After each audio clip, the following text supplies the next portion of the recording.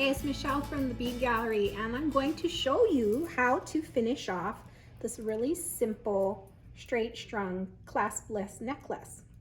So this is long enough to go over your head like this, so you don't need a clasp, and it was really simple.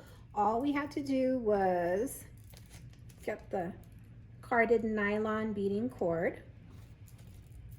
Comes on a card like this. It has a needle at one end, and you have to take it off the card in its entirety like this, because you want to string the beads all the way to the end, so then your needle is preserved for future projects.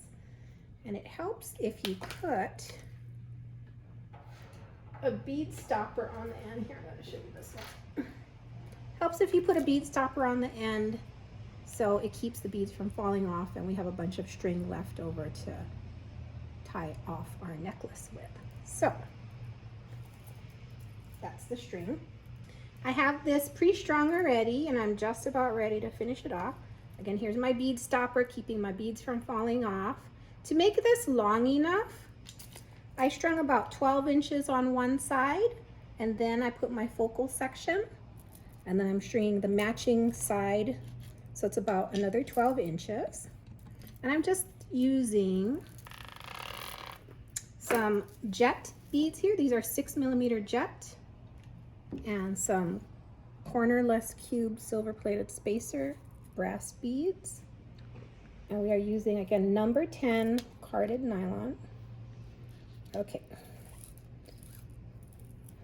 Here we go. Like this. And so my sides are matching, and I'm going to tie the two ends together. So you can take off your bead stopper like this, and we're just going to tie a square knot. So it's like tying your shoe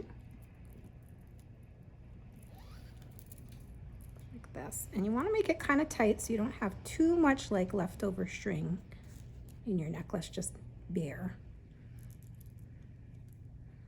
And the second half of my square knot, I'm going to tie like a surgeon knot. So we're going to go through twice, kind of like how we do our stretchy cord knots. Like this, and you pull really tight. So my knot is sitting between the two silver plated beads at the end. You can tie another knot just for insurance. I'm not going to. And then what we're going to do is burn the ends down so the knot is sealed.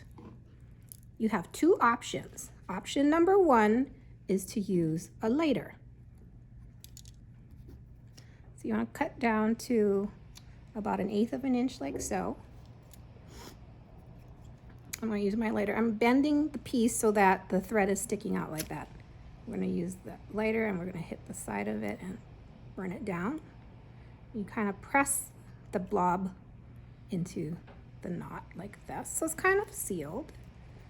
Another option is to use our thread zapper. Okay, pro tip here, we don't want the string to unravel when we cut it, so you want to make a knot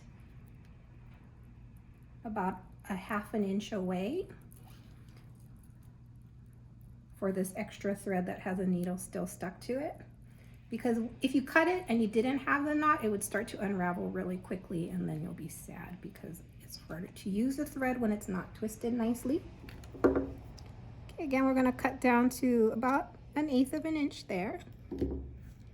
Okay, and the thread zapper is this handy little tool that looks like a little light bulb filament.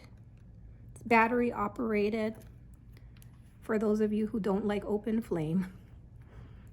And all you do is press the button, the filament gets really hot, and it starts to melt the thread down. So you want to smoosh it around like that, get a blob, and then we can press into the knot like so. And then you can also burn away stuff that's sticking out funny.